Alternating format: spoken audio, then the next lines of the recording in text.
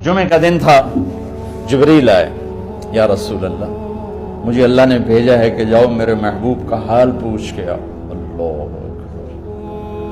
تو اب درد اور بخار دونوں چیزیں تھیں، سر کا درد بھی ہیوی ویٹ تھا اور بخار بھی، تپش۔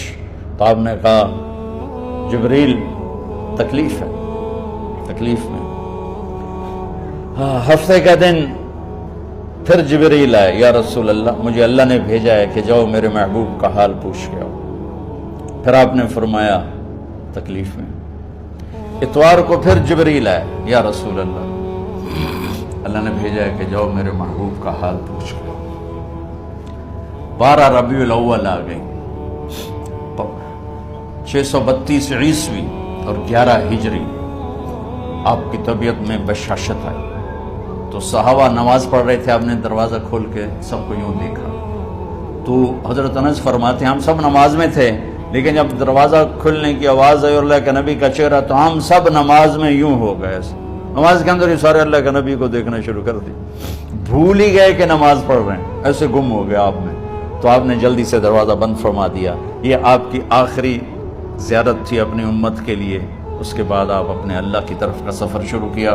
تو اشراق کے بعد آپ نے اپنے بیگمات کو بلایا، ان کو بتایا نہیں کہ میں آج جا رہا ہوں، سب سے ملے، سب کو الوداع کیا اور انہیں بھیجا۔ اس کے بعد آپ نے حضرت فاطمہ کو بلایا، جنت کی عورتوں کی سردار، سب سے زیادہ محبوب بیٹی، سب سے زیادہ جگر کا ٹکڑا، دل کا ٹکڑا کا، جس نے فاطمہ کو دکھ دیا مجھے دکھ دیا، جس نے اسے سکھ دیا مجھے سکھ دیا۔ ہاں، ان کو قریب کا، بیٹی قریب ہو، تو ان کے کان میں کہا میں جا رہا۔ وہ رونے لگی تو ہم نے کہا رو نہیں، چند دنوں کے بعد تیری میری ملاقات ہو جائے گی سب سے پہلے۔ تو 6 ماہ بعد حضرت فاطمہ کا بھی 24 سال کی عمر میں یا 25 سال کی عمر میں انتقال ہو گیا۔ ان کو رخصت فرمایا۔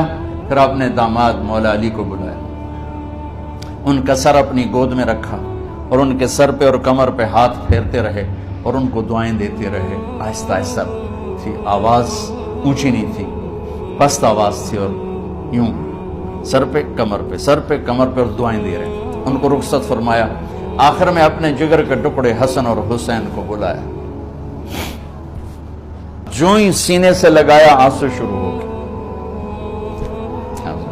بیویوں کو رخصت کیا، خاموش، بیٹی کو رخصت کیا، خاموش، داماد کو رخصت کیا، خاموش۔ جو ہی بچوں کو سینے سے لگایا تو آپ کے آنسو نکلنا شروع ہوئے کہ ایک زہر میں تڑپ تڑپ کے مرے، ایک کا سر کٹ کے نیزے پہ چڑھا۔ میرے نبی آگے آنے والے زمانے میں دیکھ رہے تھے کہ میرے بچوں کے ساتھ کیا ہونے والا ہے، اس پر آپ بے قرار ہو کر روئے، بولے کچھ نہیں۔ ان کو بھی رخصت فرما دی۔ جب وہ چلے گئے تو جبریل آ گیا، یا رسول اللہ باہر ملک الموت دروازے پر کھڑا ہے، اندر آنے کی اجازت چاہتا۔ تو آپ نے فرمایا آ جائے، میں نے کب روکا؟ تو ملک الموت اندر آیا، ایک فرشتہ اور بھی تھا، کہا السلام علیکہ یا رسول اللہ، یا رسول اللہ میں آپ کو سلام پیش کرتا ہوں، میں نے کبھی کسی کو سلام نہیں کیا۔ آپ کے رب نے فرمایا جب جاؤ تو اجازت لے کے جانا، بن اجازت اندر نہ جانا، میں کبھی کسی سے اجازت نہیں لیتا۔